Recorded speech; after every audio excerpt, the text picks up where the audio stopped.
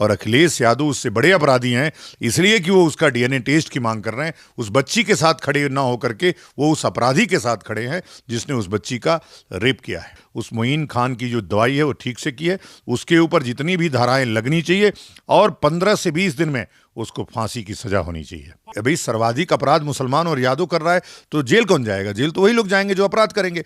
मैं तो उस चंद्रशेखर रावण को खोज रहा हूं कि वो किस बिल में घुस गया। एक दूसरी दलित लड़की के साथ अत्याचार हुआ और वो अब तक ना एक स्टेटमेंट उसका आया, ना वो कभी मौके पे गया। नमस्कार। अयोध्या में 12 साल की बच्ची के साथ जो दरिंदगी हुई उससे पूरा देश शर्मसार है, लेकिन वहीं अब इस पर सियासी रंग चढ़ना शुरू हो गया है। इन्हीं सब पूरे प्रकरण पर बातचीत करने के लिए आज हमारे साथ स्वामी आनंद स्वरूप महाराज जी हैं। आइए सीधे महाराज जी से जुड़ते हैं और जानने की कोशिश। क्या कहेंगे गुरुदेव? नहीं, ये जो घटना हुई अयोध्या में, भगवान राम की नगरी में, जो न्याय की नगरी है, उस नगरी में जिस प्रकार का यह कुकृत्य किया है उस मोइन खान ने, मेरे ख्याल से ये अब तक की सबसे दुर्दांत घटना है। और मुझे बहुत आश्चर्य हो रहा है कि यह लड़की बच्ची दलित है और दलितों की राजनीति करने वाले, दलितों के सिरमौर, जो अपने आप को दलितों के सबसे बड़े नेता आधुनिक अंबेडकर कहते हैं, चंद्रशेखर रावण, उनका कहीं अता पता नहीं है। वैसे तो सांसद बनने के बाद उनका ट्यून वैसे भी बदल गया है। पहले लोग कहते थे कि जो चंद्रशेखर रावण है वो हाफ मुस्लिम है, तो जब भी कोई मुस्लिमों की बात आती है तो वो बिल्कुल उस बात में नहीं बोलते हैं। यदि अभी कोई ये सवर्ण होता तो उनके लिए वो सबसे बड़ा फील्ड होता। राहुल गांधी, अखिलेश यादव और चंद्रशेखर रावण सहित जितने भी नेता हैं जो सवर्ण विरोधी हैं और मुस्लिम परस्त हैं, वो वहाँ पहुँच गए होते। दुर्भाग्य से इस बार पीड़ित व्यक्ति दलित है और जो पीड़ित करने वाला है, जो शोषण करने वाला है, वह मुसलमान है। अगर मुसलमान ना होता तो अब तक ये लोग वहाँ पहुँच गए होते। और ये इस प्रकार की जो घटनाएं हो रही हैं और इस प्रकार की जो राजनीति हो रही है, यह भारत को गर्त में ले जा रही है। विपक्ष कह रहा है कि योगी अब यूपी को संभाल नहीं पा रहे हैं। इस तरीके की घटना, फिर बनारस, जौनपुर बनारस वाली भी घटना भी अखिलेश यादव ट्वीट कर देते हैं और वो कहते हैं कि पुलिसिया व्यवस्था कहाँ है आपकी, और खास तौर से ये भी कह देते हैं कि अगर आप इस प्रकरण पर तो कुछ नहीं बोलते, लेकिन जौनपुर और बनारस को टैग करने वाली जो घटना है उस पर ये कहते हैं कि पहले किसी भी आरोपी को उस पर कार्रवाई करने से पहले उसका डीएनए टेस्ट करवाना चाहिए। अब ये देखना चाहिए कि 2017 से पहले जो सरकार इनकी थी उसमें कितने लोगों का डीएनए टेस्ट हुआ, जो अपराधी भेजे गए वो कितनों का डीएनए टेस्ट इन्होंने कराया है। यह अनर्गल बात है। और योगी जी सत्ता चला रहे हैं, नहीं चला रहे, अभी मोइन खान के घर से पूछिए, जो उनके बेकरी पर कल बुलडोजर चला, उनका घर पूरा समतल कर दिया गया, सामान सब हटा दिए गए। और एक नहीं, सैकड़ों ऐसे अपराधियों के उदाहरण हैं जिसमें योगी जी ने सीधी कार्रवाई किया है। हम योगी जी की बात नहीं करते, हमारा मुद्दा ये है कि यह जो लोग हैं वो लोग कौन हैं। ये मोइन खान समाजवादी पार्टी का नगर अध्यक्ष है, अखिलेश यादव की, और अखिलेश यादव ने अब तक उस पर कोई कार्रवाई नहीं की। उसका डीएनए टेस्ट जब आएगा तब अखिलेश यादव उसको पार्टी से निकालेंगे। आश्चर्य की बात है। और दूसरे मुद्दे, अगर कोई मुद्दा आशीष मिश्रा का रहता है तो उनको बेशर्म बोलने लगते हैं। अगर कोई मुद्दा किसी सिंह का आ जाता है तो उसको कुछ अनाप शनाप कहने लगते हैं, वो तुरंत अपराधी हो जाता है। लेकिन अगर कोई मुसलमान है तो उसका डीएनए टेस्ट करो, अगर वो अपराधी है तब जेल भेजो। इनके डीएनए टेस्ट का इंतजार करे।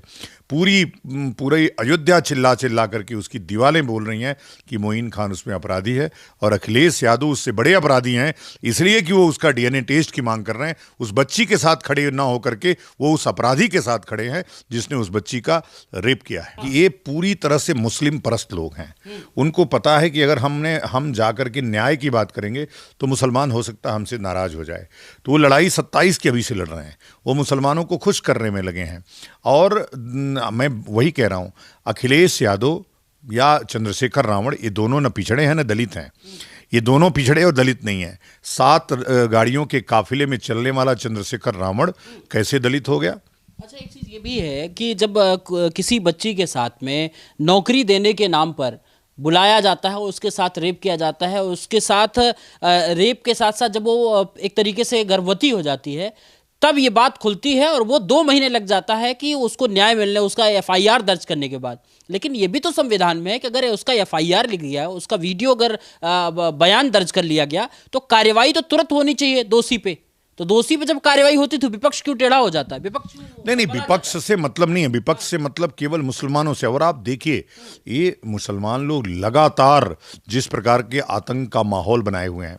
अभी असुद्दीन ओवैसी ने फिलिस्तीन जिंदाबाद का नारा लगाया, कल वो पाकिस्तान जिंदाबाद का नारा भी लगा सकता है, क्योंकि संविधान में ऐसा कोई वर्णन नहीं है कि संविधान फिलिस्तीन जिंदाबाद और पाकिस्तान जिंदाबाद का नारा लगाने के लिए कौन सा कानून लागू होगा। लेकिन यही कोई आम आदमी अगर लगा दिया होता तो निश्चित रूप से वो जेल चला गया होता। और ये सारे के सारे लोग उसको देशद्रोही साबित करने के लिए, मैं पूरी राहुल गांधी और अखिलेश यादव और असदुद्दीन ओवैसी की गैंग जो है वो सामने आ गई होती। मैं वही बात कह रहा हूँ कि मोइन खान की जगह यदि कोई या राकेश पांडे या राकेश सिंह होता तो निश्चित रूप से अखिलेश यादव, राहुल गांधी वहां पहुंच गए होते। वो चूंकि मुसलमानों का मामला था, इनकी अपनी वोट बैंक का मामला था, तो वहां वोट बैंक नाराज ना हो जाए, इसलिए इन्होंने उस अपराधी के साथ खड़ा होना वाजिब समझा, ना कि न्याय के पक्ष में, ना कि उस दलित लड़की के पक्ष में। पीडीए पीडीए चिल्लाने वाले जो पिछड़ा दलित अल्पसंख्यक का मामला था, कहां गया दलित? अभी दलित को जिस प्रकार से एक अल्पसंख्यक ने, मुसलमान ने शोषण करके उसका बलात्कार करके उसको प्रेग्नेंट कर दिया, और अखिलेश यादव बेशर्म होकर के हंस रहे हैं और उसके डीएनए टेस्ट की मांग कर रहे हैं, उसके नार्को की मांग हो रही है समाजवादी पार्टी की तरफ से। इससे बेशर्म और इससे खराब कोई बात हो ही नहीं सकती है। मैं पहले अखिलेश यादव का बहुत सम्मान करता था, लेकिन अब मुझे लगता है कि जब से पीडीए का भूत इनके सर पे सवार हो गया है और मुस्लिम परस्ती का भूत इतना सवार हो गया है कि यह सब इनकी आंखें अंधी हो गई हैं। उनकी भी बेटियां हैं और सबकी बेटियां हैं, उनकी भी बेटियां हैं। किसी दिन उनके साथ भगवान न करे कि कभी इस प्रकार की घटना हो, तब वो क्या सोचेंगे। ये कौम किसी की नहीं है, ये आपकी भी नहीं होगी। आप इसको बढ़ावा देंगे उतना ही जिसने इनको बढ़ावा दिया, अफगानिस्तान में बुद्धों ने बढ़ावा दिया, उनको समाप्त कर दिया। उत्तर प्रदेश में समाजवादी जिस दिन मुस्लिमों की पार्टी हो गई, उस दिन समाजवादी पार्टी और कांग्रेस को ये मुसलमान लात मार के बाहर कर देगा। और इस भारत में वही चल रहा है लगातार, जिस प्रकार से मुस्लिम परस्ती के नाते, और उनको पता है कि हमारा एक पक्ष तो बहुत मजबूत है, सरकार यदि हमारे ऊपर कोई कार्रवाई करेगी तो विपक्ष उसमें आकर के खड़ा हो जाएगा। हमको ऐसा लगता है कि अब वो दिन दूर नहीं जब ये समाजवादी पार्टी कांग्रेस या मिल करके मुस्लिम प्रधानमंत्री बनाने, मुस्लिम गृह मंत्री बनाने की मांग रखेंगे, चूंकि मुस्लिम वोट बैंक कुछ भी करा सकता है। और पीछे मांग होती रही, रामविलास पासवान जी ने कई बार मांग किया है, इस प्रकार से मुलायम सिंह जी ने एक बार मांग किया है, मांग होती रही है। लेकिन जिस दिन ये लोग मजबूत होंगे, ये मुस्लिम प्रधानमंत्री बनाएंगे। एक बार हमने मुस्लिम गृह मंत्री बनाया, हम कश्मीर से ब्राह्मणों को भगा दिए वहां से। एक बार अगर हमने भारत में मुस्लिम प्रधानमंत्री बना दिया तो भारत में गजवाए हिंद लागू होगा। और आरोप योगी जी पे लगता है, योगी जी ने अपना काम ठीक से किया है।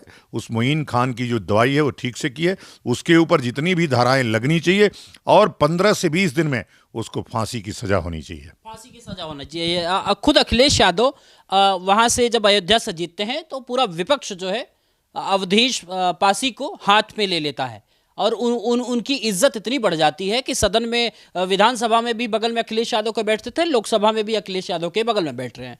लेकिन जब इस प्रकरण पे उनके लोकसभा अंतर्गत ये घटना होती है, उनके साथ में बैठने वाले कई फोटो प्राप्त होती है, उस पर वो चर्चा करने के लिए, बात करने के लिए तैयार नहीं होते। बाद में जब प्रेशर होता है तब वो जाके कॉन्फ्रेंस करते हैं, कहते हैं कि पहले तो डीएनए टेस्ट होना चाहिए। वही अखिलेश यादव वाली भाषा। क्या कहेंगे आप? नहीं, देखिए, वो तो बूढ़ा आदमी है और उसको भ्रम है कि वो लोकसभा का चुनाव जीता है। मैं फिर कह रहा हूँ, लल्लू सिंह जैसा नकारा व्यक्ति यदि न होता, अगर किसी अरे गहरे को भी वहाँ से टिकट दे दिया गया होता तो निश्चित रूप से भाजपा वहाँ चुनाव जीत जाती। वहाँ लल्लू सिंह चुनाव हारे हैं, भाजपा चुनाव नहीं हारी है। और मैं फिर से कह रहा हूँ, उस बूढ़े आदमी से हम कोई अपेक्षा भी नहीं कर सकते। वो खुद ही कह रहा था कि मैं 77 में मैं सूचना मंत्री था। तो सूचना मंत्री थे, इसका मतलब थोड़े कि तुम मुस्लिम परस्त करोगे, तुम अपराधी को लेकर के घूमोगे। मैं तो चाहता हूं कि इस सांसद को भी उसके साथ आरोपी बनाया जाए। जब ये सांसद आरोपी बनेगा तब इसकी बुद्धि खुलेगी कि किस प्रकार के लोगों से दोस्ती करना चाहिए, किस प्रकार से के लोगों से दुश्मनी करना चाहिए। मोइन खान को लेकर के घूम रहा था और कल कह रहा था कि नो नो नो। बाद में उसने स्वीकार किया कि हाँ वो हमारा कार्यकर्ता था। अरे भाई, नगर अध्यक्ष है वो समाजवादी पार्टी का नगर अध्यक्ष, और वो समाजवादी पार्टी का सांसद है वहाँ से, कैसे नहीं है? इसकी दोस्ती बहुत पुरानी रही है, और मोइन खान जैसा है वैसा ही इसका दोस्त अवधेश भी होगा। मैं लेकिन गुरुदेव, वो ये भी तो कह रहे हैं कि भाजपा सिर्फ जातिगत राजनीति कर रही है। उसको अगर कार्रवाई करनी होती तो बहुत सारे केसेस हुए हैं, वहां पे कार्रवाई नहीं, वो तो एजेंडा देख रही कि मुसलमान कहाँ है, यादव कहाँ है, उसी के आधार पे जो है कार्रवाई हो। देखिए, एजेंडा से काम हुआ होता तो भारतीय जनता पार्टी ने यादव मुख्यमंत्री बनाया है अभी मध्य प्रदेश में। तो ये सब बातें अनर्गल हैं। और कभी भी देखिए, सर्वाधिक लाभ जो अभी राशन से लेकर के और आवास का हुआ है, उसको मुसलमानों ने लिया है। उसने कभी भी भारत सरकार कभी ऐसा नहीं देखती है। और यदि जब कार्रवाई, भाई सर्वाधिक अपराध मुसलमान और यादव कर रहा है तो जेल कौन जाएगा? जेल तो वही लोग जाएंगे जो अपराध करेंगे। अगर मैं अपराध करूंगा तो निश्चित रूप से मैं भी जेल जाऊंगा। कोई ऐसा नहीं बख्शा जा रहा है। मैं तो कहता हूं कि उत्तर प्रदेश में सर्वाधिक इनकाउंटर ब्राह्मणों का हुआ है। हजारों से ऊपर इनकाउंटर हो गए ब्राह्मणों के। तो लोग जो अपराधी थे उनका इनकाउंटर हुआ। हाँ, जो निश्चित रूप से गलत होता है मैं उसकी भी आवाज़ उठाता हूँ। अगर कोई इनकाउंटर फर्जी हुए हैं, गोरखपुर में उस उपाध्याय का फर्जी इनकाउंटर हुआ, मैंने योगी जी को टारगेट किया उसमें। और जब जब ब्राह्मणों के ऊपर या किसी हिंदू के ऊपर कोई आपदा आफत आएगी, क्यों ना वो यादव ही हो, यादव के लिए भी कोई आफत आएगी। अभी एक पाल लड़का था, वहाँ जा करके मुसलमानों ने अटैक किया था देवरिया में, मैं उसके साथ खड़ा हो गया। तो जब जब कभी ज़रूरत पड़ेगी, हम जाति धर्म नहीं देखते, हम न्याय के खिलाफ कभी भी खड़े हो जाते हैं। और यही सनातन धर्म सिखाता है। हम सर्वे भवन्तु सुखिनः, सर्वे सन्तु निरामया, सर्वे भद्राणि पश्यन्तु मा कश्चित् दुःखभाग् भवेत्। हम सबके सुख की कामना करते हैं। हम किसी एक व्यक्ति के, किसी धर्म के, किसी जाति के व्यक्ति की कामना ही नहीं करते हैं।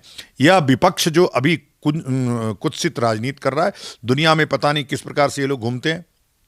जब देश की बात आए, शान की बात आए, न्याय की बात आए, कानून की बात आए, तब दलगत राजनीति से ऊपर उठ करके बृहत्तर वैभवशाली भारत के लिए काम करना चाहिए। यहाँ न्याय हुआ है उस लड़की के साथ, अखिलेश यादव और राहुल गांधी को और चंद्रशेखर रावण को उस लड़की के साथ खड़ा होना चाहिए। मैं तो उस चंद्रशेखर रावण को खोज रहा हूँ कि वो किस बिल में घुस गया। एक दूसरी दलित लड़की के साथ अत्याचार हुआ और वो अब तक ना एक स्टेटमेंट उसका आया, ना वो कभी मौके पर गया। और कभी भी कोई दलित की बात आती है तो मैं अपने आप को सबसे बड़ा दलितों का मसीहा कहता है।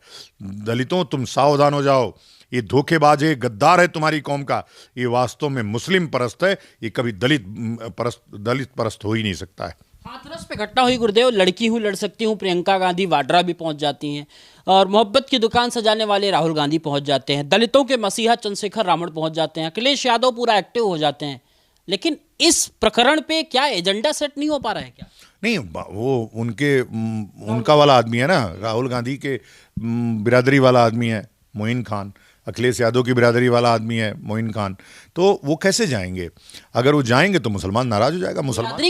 मुसलमान तो जाहिल होता है ना, मुसलमान तो सामान्यतः जाहिल होता है। वो देखेगा कि अखिलेश यादव मुसलमान के खिलाफ गए, वो ये नहीं देखेगा कि एक बलात्कारी के खिलाफ गए, एक अत्याचारी के खिलाफ गए। इस डर से, ये डर जो है अखिलेश यादव, चंद्रशेखर रावण और राहुल गांधी, प्रियंका गांधी, सबका मुंह बंद किया हुआ है। और मुझे बहुत ही तरस आता है ऐसी राजनीति पर। निश्चित रूप से भारत की बहुसंख्यक हिंदुओं को सोचना होगा कि तुम जातियों में बंट करके अपनी अस्मिता को समाप्त कर रहे हो, और धीरे धीरे गजवाए हिंद इस भारत में लागू हो रहा है। और लागू इस कांग्रेसियों, सपाइयों और इनके जो चंद्रशेखर आज़ाद जैसे, चंद्रशेखर रावण जैसे जो इस्लामिक एजेंट है, उनके कारण हो रहा है।